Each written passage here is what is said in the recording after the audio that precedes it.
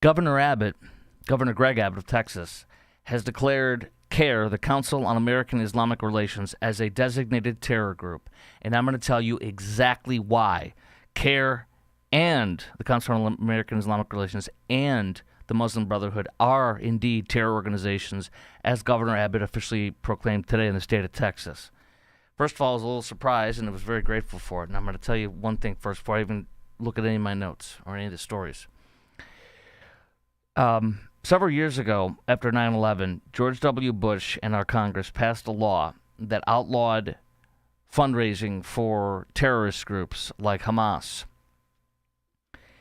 The first ever case, major case, and the largest ever case for terrorism fundraising in history, in the United States history, was the Holy Land Foundation, based in Richardson, Texas.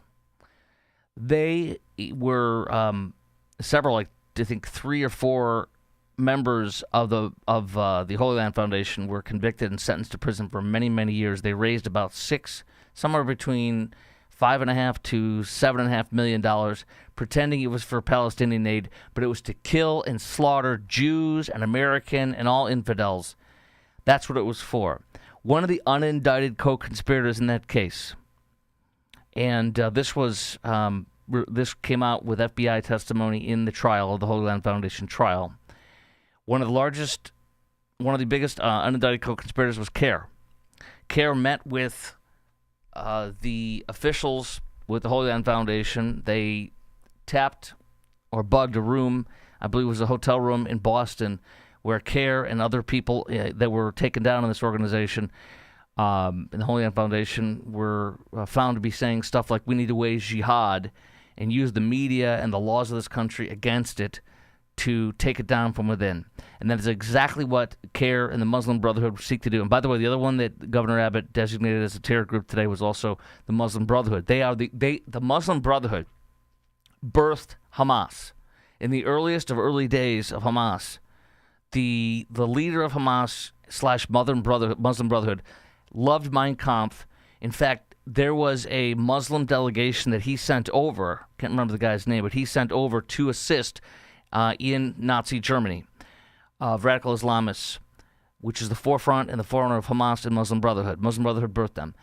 You had there was an Islamic unit based out of, I can't remember if it was Turkmenistan or Uzbekistan, that literally was hunting and slaughtering Jews for the Nazis during the Third Reich. This is satanic. This is evil. And Governor Abbott is exactly right. So CAIR, one of the unindicted co-conspirators in the largest ever terrorism fundraising case in United States history, right by where I'm sitting and many people that watch this podcast are in Dallas-Fort Worth. Let me read the details from this, from WFA TV Channel 8 reporting it. CAIR fires back after Texas governor designates 2 Muslim groups as terrorist organizations. And by the way, CAIR likes to threaten, cajole, and attack, including it has people like at former places I've worked at here in DFW that are running scared and afraid of CAIR and are terrified of them, and tell people like me when I'm doing a show in Dallas-Fort Worth to never talk about them, to kiss their ass or say nothing about them. I'm just telling you that. Just leave it at that. I'm not going to get into the details other than that. So I'll tell you this. The designations designating CAIR, Muslim Brotherhood, as a foreign terrorist organization. The designations ban CAIR and the Muslim Brotherhood from buying or acquiring land in Texas, authorize the Texas Attorney General to sue to shut them down. Please shut them down. And no land. This is also kind of stemming from, as we know, in Justine, Texas, the housing project that they tried to build, or they're trying to build, that was exclusively Muslim, violating so many rights and all sorts of stuff in Josephine, Texas. But let's continue on. The Muslim Brotherhood is described as a transnational Islamist organization, according to this proclamation by Governor Abbott, which it is. The proclamation cites past and current leaders of the Muslim Brotherhood regarding jihad, international influence, and Sharia law. CAIR is described as, quote, an Islamist organization. It is. That the Federal Bureau of Investigations found as a front group for Hamas and its support network in the United States. The proclamation lists several individuals who have been affiliated with CAIR and were later convicted of terrorism charges. Abso-freaking-lutely. CAIR executive Nihad Awad is referenced in this proclamation, including a claim that he, quote, publicly praised and supported Hamas's October 7th attack in Israel. Yes, he did. Buying or acquiring land, they're not allowed to do that. It bans them from buying or acquiring land in Texas, authorizes the Attorney General to sue to shut them down. We will see how this plays out, but there it is. Thank you, Governor Abbott. Oh, the Epic was I couldn't remember the name of the housing development with the Muslims in Josephine, Texas. Epic, and it's out of Epic Plano and all sorts of stuff. Now, I want to get into the shutdown. This is so awesome. USA Today, far leftist publication, says, who won the government shutdown negotiations? Republicans, new poll finds. CBS and YouGov poll says that 55% say Trump and the Republicans won the shutdown. Only 6% say the Democrats won the shutdown. Way to go, Hakeem, the dream, with your sombrero, and what's his name? Chuck Schumer. Okay, House passes officially today the Epstein Files Transparency Act, 427 to 1 vote. This is fantastic, and you're going to see, like all things where they try to take down Trump by this Epstein Files, you're going to see so many Democrats taken down by this. For example, House Minority Leader Hakeem Jeffries, in emails that were released, soliciting meetings and campaign donations from Epstein and after his conviction for sex crimes. Reid Hoffman, the leftist massive mega donor to the Democrats, who flew visiting Epstein Island, where the majority of Epstein's sex crimes took place, led efforts to rehabilitate Epstein's image. Reid founded, of course, the Omega billionaire creator of LinkedIn. This is my favorite. Delegate Stacey Plaskins. She's a Democrat from the Virgin Islands. This is so awesome. She doesn't have power as a congresswoman, but she's a delegate from the Virgin Islands. I did not know this. Stupid me. I forgot, or I didn't know. Epstein Island is the Virgin Islands. This is so amazing. Listen to this. Now, you've probably heard this by now, but you got to hear it. She represents the Virgin Islands, and that includes Epstein's notorious island. She texted and received advice from Epstein in the middle of an oversight committee hearing in 2019. So Epstein is the pedo and such. And she is literally saying, what should I say? What should I say? And Epstein says, do this, do that. And she's literally texting him in the middle of a hearing for what to do. During that hearing, she questioned Trump's former attorney. And, of course, we know that Harvard professor and longtime Obama economist and mega Democrat economist Lawrence Summers, former president of Harvard, has been taken down on this, too. So I'm sure there'll be some Republicans somehow that look bad that it's going to happen. But this is really a net gain for the Republicans, and the Democrats beclown themselves and get their wish because they hate Trump once again to hurt themselves in the end. Now, I've told you about this. I will never stop telling you about this. I was on the air this morning in Des Moines, Iowa, yesterday and today, and I'll be on San Antonio Thursday, Friday, and Chicago last week. So much fun. Buffalo last week too. All over the place. But I'm telling everybody to the hills as loud as I can say it. You need to know. We have thousands of illegal truckers, illegal immigrant truckers who are driving on our roads. What you didn't know, perhaps, is a terrorist illegal was driving on our roads with a truck driving in the middle of Kansas. I'll get to that in a second. But there's so many illegals driving semi-trucks, tractor-trailers that can kill us, that do kill. In fact, an illegal Indian driving his truck illegally in Florida, as you know, has been charged with killing 3 people for doing a U-turn in the middle of a highway, which you cannot do. The car that he did a U-turn in front of, a jackknife in front of, plowed right underneath his semi, and he looked at it afterwards. He got out of his car and looked at it like it was some kind of a fender bender. With the car was just crushed, and the people were dead in there. You also have another case of an Indian illegal in California who is allegedly high on some kind of narcotics or drinking or something, who did not slow down. There was stop-and-go traffic in California, and he literally just plowed into it as if traffic was going full speed. He obliterated one car and just turned into flames and dust, literally, because of the mass weight of this and the speed. And he killed 3 people, I believe is what the authorities allege. And one is a beloved basketball coach. Now, Oklahoma, because this is why we're in the state of Texas, this is why the state of Iowa, and this is why where I was today on the air, and this is why the state of Oklahoma and many red states do joint exercises with ICE. God bless our troopers who do this with them. God bless our guardsmen who do this with them. You had Oklahoma troopers on I-40 on the Turnpike, which many of us have done. I do that to go to Chicago 2-3 times out of the year. And they pulled over in one day, the state troopers with ICE, semis. They started pulling over every semi to see if there's illegals driving, and they literally found within the first 3 hours they had 7 tractor-trailers impounded with illegals driving.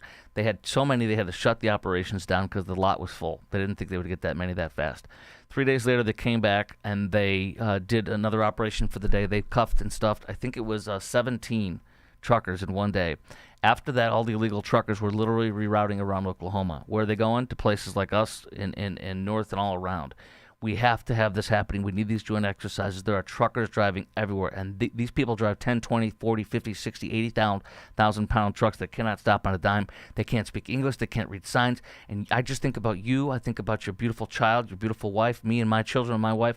They're going to be driving up to Chicago without me this year, and they could not come. They could come home in a casket because of this. This is very serious and disgusting. It's all because of the Democrats and Joe Biden. Here we go. Joe Biden let in an illegal who's a terrorist, a 31-year-old from Uzbekistan. Authorities issued a warrant for his arrest in Uzbekistan in 2022 for belonging to a terrorist organization, accusing him of distributing terrorist propaganda in Uzbekistan, which is a very terror-friendly nation, calling for jihad online and recruiting terrorists to join the jihadi movement. He was arrested November 9th working as a commercial truck driver driving an 18-wheeler in Kansas in the middle of nowhere. Gonna kill one of you and me, one of our children, beloved, driving home for Thanksgiving break or something from college. And this was issued actually by Democrat Josh Shapiro while he was in office. His state gave the CDL to an illegal. These sick SOBs, loving illegals. Our Transportation Secretary, Sean Duffy, DHS Secretary, Assistant Secretary Tricia McLaughlin said, and this is so simple and bold, but it's so true. This should go without saying, but terrorist illegal aliens should not be operating 18-wheelers on America's highways. Amen. Freaking common sense, but this is so revolting and disgusting. I just think about you or me, one of our loved ones dying because of this. He illegally entered in 2023 under Biden, and he was illegal, but Biden said, you know what, come on in, stamp. And then they gave him a work authorization, which got him that license, even though he shouldn't be allowed because he's illegal and he's wanted for terrorism. Listen to this. States illegally issued, this came in from Breitbart today and from the federal government, our government, states across the country have illegally issued 194,000 CDLs, 194,000 commercial driver licenses. Sean Duffy, our Transportation Secretary, talks about these are CDL mills, like a puppy mill, in this case, a mill to get a commercial driver license. Every one of these companies needs to be destroyed, shut down. Every one of these people needs to be prosecuted and gotten the hell out of this country, and they're going to kill one of us in due time. And you better pray that you're in a red state and that your state troopers are doing joint exercises like ours are, our sheriffs, the 287G program, anything and everything. This is a massive crisis. And by the way, how many illegals are in this country? How many illegals' children are in this country in our schools? Listen to this from Breitbart today. Trump's immigration enforcement cuts, crowding in K through 12 schools.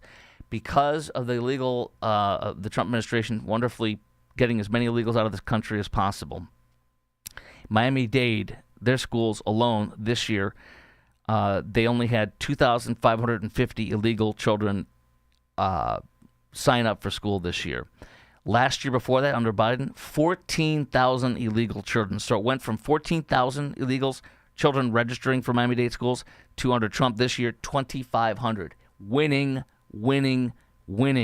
Charlotte, Mecklenburg, where Operation Charlotte's Web is going on right now, with just a fantastic operation with Gregory Bavino, head of Border Patrol, etc. So the Charlotte Mecklenburg school system, which is the Charlotte and the county itself. I fill in for Charlotte, a great station there quite often. Charlotte Mecklenburg schools insist that more than 20,000 students have gone missing from its schools because they're too afraid to show up because of the Trump administration taking down the illegals. This is what I voted for and deporting them. 20,000 students. That is 15% of the entire student body of Charlotte-Mecklenburg. It's got to be one of the top 10 or 20 school district populations in the country. Okay? There's like 2.5 million people in the Charlotte metropolitan area. Charlotte-Mecklenburg schools probably has, again, it's probably a top 10 or top 20 school district in the country. 15% of their students are illegals. This is destroying our budget. Classes are overcrowded. Resources are stretched thin. We don't have enough teachers. This is why, one of the main reasons why, one of the big reasons why, it's at least a part of it. You know, this is huge. Schools are no longer experiencing the massive and unsustainable growth they were seeing during the Biden era. What does that mean? My little notes right here. It means a better education for our children, as it were. Okay, two things. This makes me so mad. I could cuss and scream, but I'm not going to. Desperate Americans turn to disturbing sources to pay. Desperate Americans turn to disturbing sources of cash to pay grocery bills. They're going online and doing a GoFundMe raiser and saying, "Can you pay for my car repair? I have 3 kids and I don't have enough money. Can you pay for my mortgage? I'm hurting this." I would want to vomit if I saw you ask me for money through a stupid GoFundMe. You know what? One of my old pastors said when they got someone asking for money, they'll go over to the house. They'll say, "Oh yeah, hi, how are you?" And they'll just walk around the house. "Can I take a walk around the house?" They'll look in the garbage. Are there packs of cigarettes in there? Look in the recycling. Is there alcohol bottles in there? Turn on the TV. Has you got cable? How many of these people are living not at their means, not below their means, but above their means? This is like the most disgusting thing. Crowdfunding for rent, utility bills, car payments, and even food. Car payments? Do you think maybe you should do what I did when I became, in my long journey with my beautiful wife, to become debt-free? I sold my car payment that was expensive. I sold the car, took a $5,000 loss. Car payment's gone. By God's grace, we have 2 very nice cars in the driveway. Paid off. By God's grace. Not because of me. Hundreds of posts, the Daily Mail says, seeking help with groceries. How about you get a second freaking job? Or a third if you have to. Trying to get the car repaired, said one guy. Need $600 to repair and put groceries on the table for my family. I have 2 preteens, a service dog, and no food as of today. Anything will help with this holiday season. How about you stop being a frickin' bum and provide for your family? How dare you ask me? Aren't you humiliated? Aren't you embarrassed? Don't you have any shame? Provide for your damn family. Sorry. Government shutdown, rent, groceries. I am living for this time here, this is my favorite, I think. There's a young lady. I'm living for the first time by myself. Rent is so expensive. I can't buy groceries. I've lost a lot of weight due to the fact of paying bills instead of buying food. If there's any way you can help me, I would be eternally grateful. Yeah, I got an idea. Hi. I don't have any money for you, but I got an idea. Move back in with your frickin' parents. You should have figured out that you couldn't afford it before you move. Get out of here, right? We are as a nation screwed. If people can't figure this stuff out for themselves, don't give them a dime. Now, I have helped people personally, and people have helped me personally over the years. That is absolutely essential, but you need to know what's going on with that person. You know, a lot of leftists throw money at things and say, "Oh, look, I helped them." They feel great about themselves. By the way, leftists don't give nearly as much as conservatives give. Just look it up. There's been every year there's stories about it. They always give like a sliver compared to conservatives give. And I give because of my Christianity, because of my faith. Not only do I give my 10%, and by the way, you don't give 10% after your taxes. You give it before the taxes. It's more. But I also, I've learned from mentors who are so much more Christ-like than me. I've learned about giving freely, and that my best phrase from my dearest mentor from First Baptist Dallas, where I still go and I teach Sunday school from time to time. He says, "Chris, when we needed more, we give more." So I do that. I'll take what I'm going to give and I'll add on a nice chunk to it and give when I need more. You cannot outgive God. Housing alarm. As half of all U.S. homes fall in value, biggest drop since the Great Recession. Dallas is one of the markets mentioned, as well as Jacksonville, Orlando, Tampa, San Antonio, etc. But you know what? In Austin, in the crapper. Let me tell you something. This is very simple. When Hussein Obama took over, President Hussein Obama and Mrs. Hussein Obama, when they took over for George W. Bush, the economy was crashing, in the last part of Bush's presidency. I'm not going to try to pin it on Obama at the very beginning there, but there was a whole big story all the time with people being underwater and wanting to get bailed out. Let me tell you something.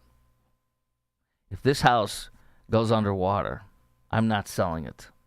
If this house is underwater for 5 years, I'm not selling it. I made a deal. I signed the papers. I got a good deal, for my mortgage, etc. I ain't going anywhere.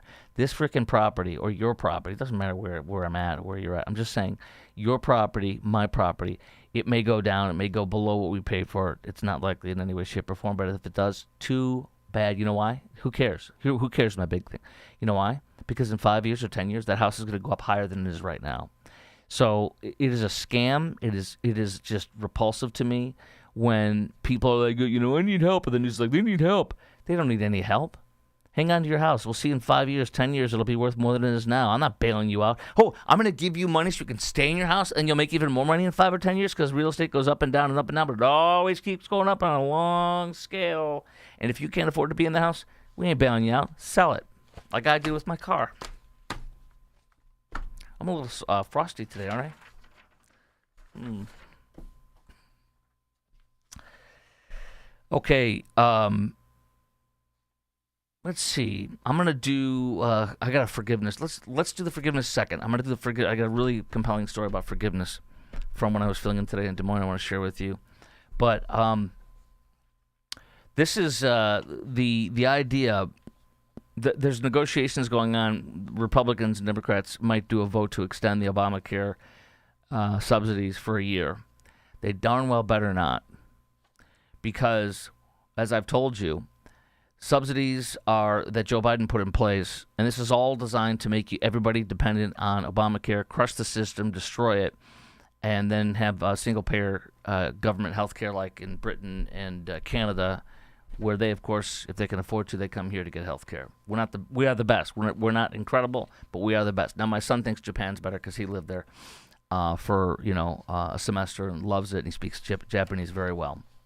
God bless my boy. But I don't know much about theirs. Let me just tell you this, though.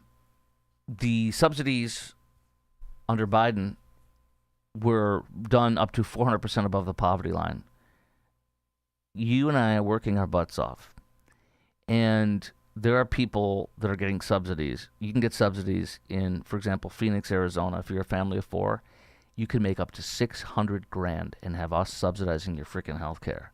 If you are in West Virginia and you're a couple, you can make up to $580,000 in West Virginia. That's probably like making $1 million in Chicago or Dallas. In West Virginia, you can make up to $580,000 a year and get your insurance subsidized by you and me. If you're a couple there. If you're single and you're in Vermont, you can make up to $180,000 a year. Wouldn't that be nice? Even in, I'm sure it's more expensive there because it's East Coast. But can you believe this garbage? You and I need to get a second, third, fourth job, work our fingers to the bone so we can pay for people who have really nice houses and really nice cars, health care. Kiss my rump. In Phoenix, where you're a family of four making $600,000, man, you're making $600,000. You have a 5,000 square foot house. You're driving a Porsche Cayenne, and I'm paying for your freaking insurance. Are you kidding me? At least let me drive the Porsche once a week, huh? That's what they're trying to do. Now, Trump, here's the key solution. Now, this is very important. Great editorial in the Wall Street Journal by Michael F. Cannon, who is a director of health policy and studies at Cato Institute. Trump had something before. When he was president the first time in his first term, he changed the program with Obamacare, and you could have what's called, I want to make sure I get the terminology right, short-term limited duration insurance. Short-term limited duration insurance. What that means is you can keep renewing your Obamacare for up to 36 months and keep renewing and renewing. And in that time period that you have it, before you renew again, if you get cancer or something like that, you have to keep being able to renew and renew. It doesn't. You don't have to pay the new healthcare costs with cancer. That literally saved tremendous amount of money. In fact, and Joe Biden stripped that. And here's what the column says here. The Trump rule, premiums fell so much under the Trump rule that I shared with you that people could afford health insurance without a government subsidy. Perhaps that's why Biden rescinded it in 2024. In the years leading up to the Trump rule, again, letting you renew and short term, and under the Trump rule, Obamacare premiums, in the years leading up to the Trump rule, in his first term when he passed this, Obamacare premiums soared before Trump made this rule, an annual rate of 20%. When the Trump rule was in effect, Obamacare premiums remained flat or even fell. And enrollment grew from 12 million to 24 million. In the 2 years since Biden rescinded Trump's rule, which is by design to destroy this and make everybody dependent. In the 2 years since Biden rescinded Trump's rule, Obamacare premiums have risen 31%. So what this gentleman's saying is bring the short-term limited duration insurance back, Trump. You did it before, do it again, and this time codify it. Now let's talk forgiveness. Here's a guy that was convicted in Cedar Rapids, Iowa. When I fill in Des Moines, it's 2 stations. It's Cedar Rapids and Des Moines. There was a homicide. A guy was convicted of bludgeoning this woman with a pipe. Parents were given the victim's impact statement. And here is what Dad said. Let's see if I get this right one here. Here we go. The father said this to the convicted killer. You don't deserve the word human. Humans feel empathy. Humans know compassion. Humans value life. You have none of that. You are not human. You're a monster. But even monsters have names. Your name has already been forgotten. All right, if you didn't hear it, you don't deserve the word human. You're a monster. Da, da, da. I'm not going to necessarily disagree with that, but I want to share. He was convicted of first-degree murder, kidnapping, conspiracy to commit forcible felony in the 2024 death of this beautiful young woman. Now, the mother spoke out, and I'm not trying to rip on parents who are suffering and were given the victim impact statement, but I'm trying to tell the truth here, okay? The mother said she knew that her daughter Melody, who was killed by this man, she knew that her daughter would want her to forgive him, but she wasn't sure that would happen. Quote, and if it does, it's only for her, not for you. No, ma'am. You forgiving him is for you. You forgiving him is for you. It's not for your deceased daughter, God rest her soul. It's not for him. It's for you. Not forgiving somebody like this guy, or not forgiving anybody that you and I have a beef with, not forgiving them, is like drinking poison thinking you're hurting them, but it's only hurting you. My dear friend and my second aunt, I call her my aunt, June Hunt, whose ministry, Hope for the Heart, worldwide radio and everything. I love her dearly. We have a very special relationship. She says that forgiveness is taking somebody off of God's hook, taking somebody off of your hook and putting them on God's hook. And I'm not here to tell you I'd forgive right away. I could be the one. I could be. If you look at 10 cases where victims like this, I could be the longest and worst one. I could be the one that's a SOB for 10 years. I'm not saying I'd be great, but I'm just saying, don't do it for your daughter or for him. Do it for you. One more thing. She also said, the sister of the decedent said, a much higher power will get the final justice. That's very true. I have no doubt that when your time comes, you will not be allowed into the same place we all know my sister is now, safe and far away from everything evil like you and the other guys accomplished. Now, let me tell you something. That's not true. He can repent. He can turn away from his sin and ask God for forgiveness and receive God's salvation, and he can be in heaven. And by the way, you and me don't ever want to be the one saying you're not getting into heaven, because that's playing God. Let me I forgot to tell you what the reason why this is so special, the reason why this hit me. There was another story in Des Moines, a man who got in an argument with his girlfriend or something, and then he shot. The sister came out to intercede, and he shot the sister of his girlfriend with an AR-15. She didn't die. She was hit with like 7 shots.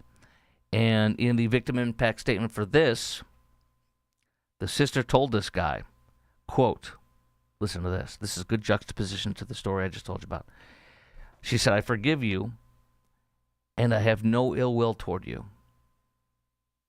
My forgiveness is a personal decision to protect my own peace and to set a hopeful example for my sons about choosing mercy over bitterness. Now, this guy is a thug.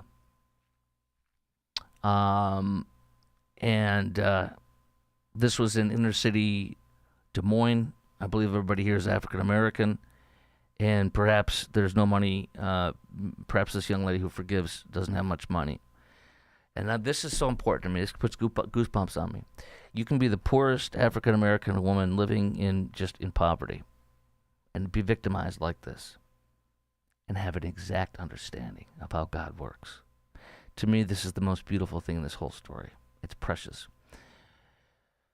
Whether you and I live in our nice houses and live in a safe community like most of us live into, a nice community, or we live in an inner city dealing with a lot more violence and crap, to say it nicely, doesn't make any difference. You can be the most precious, sweet picture of God, and this woman is. I'm so touched by her, and I love what she said. She is light years ahead of so many of us who think we're so pious. God bless this woman. What a great example.